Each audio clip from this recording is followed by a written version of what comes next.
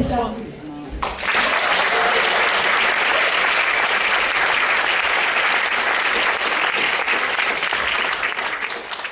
You know, I had some notes here, but there's so much to answer. I'd just like to thank them for having the courage.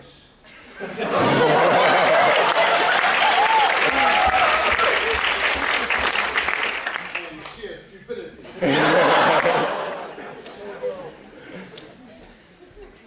Can you imagine there are 100,000 Maoris gathered around? There are 5,000 Pākehā. And there I am, chief of the 100,000. Kia ora, Pākehā. Could you take over my country, please?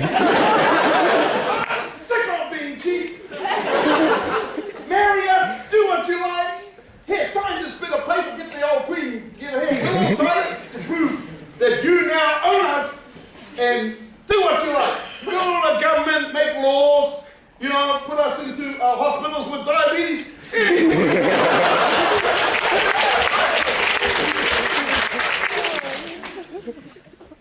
You know, the trouble with our government is that they have not got it in their heads what is tangata whenua.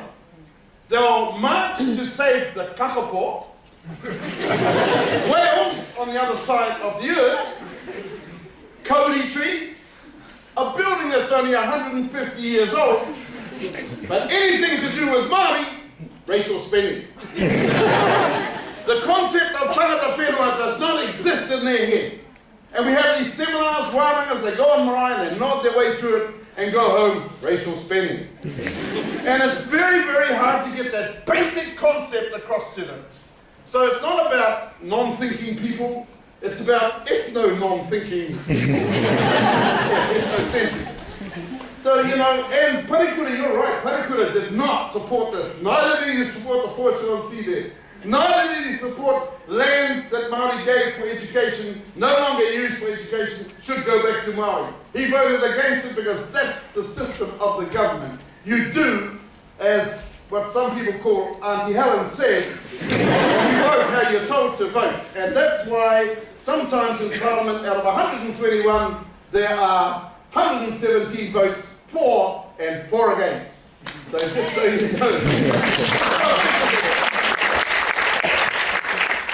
You know, 5 minutes is not long and I haven't even started on my plate. This thing is not binding, it's a goal. It's a goal like race relations. Good race relations isn't a state, it's a goal we aim for. And by aiming for it, we are able to work with each other, share and learn about each other. And that's the whole point of this. In fact, it was because the Indigenous people agreed to the Article 46.1 where they gave away, they preserved the right of territorial integrity of the state. In other words, they gave away independence, they gave away their sovereignty issue, and were quite happy to be respected in terms of their own rights. You've got to respect different cultural rights because we're not the same. It is not a level playing field. We don't all look like the same, we don't act like the same, we don't have the same thing for breakfast. Some don't have breakfast, but we are different. We are totally different, and we have to respect those differences. And this thing called Universal Rights Declaration puts us exactly the same. It's based on individual rights, not group rights. So Maori communal group rights is out. You know, we had a system where you didn't own land, you had rights to land. And when those expired, you had rights somewhere else.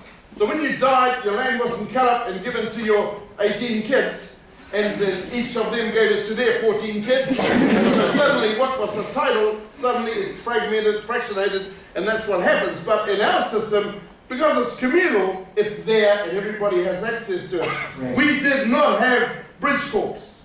So, there is a different culture here, and you're welcome to be part of it. So, in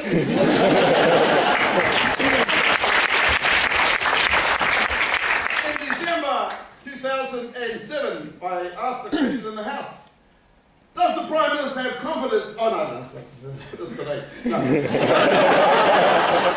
the Prime Minister consult with Maori when their team goes off to Geneva to represent our country. And yes, we have this group over here, and we have that group over there who consult with us. Then, how come a group 12 hours ago stood up in Geneva and said self-determination in New Zealand with Maori means self-management? They redefined the definition, to which the Prime Minister said, I'm not aware of that, I'll look into that, I'll get back to you. 12 hours, I got a ring from a nephew in London and a cousin in Canada. Right. Straight after that, it was really. Check your watch.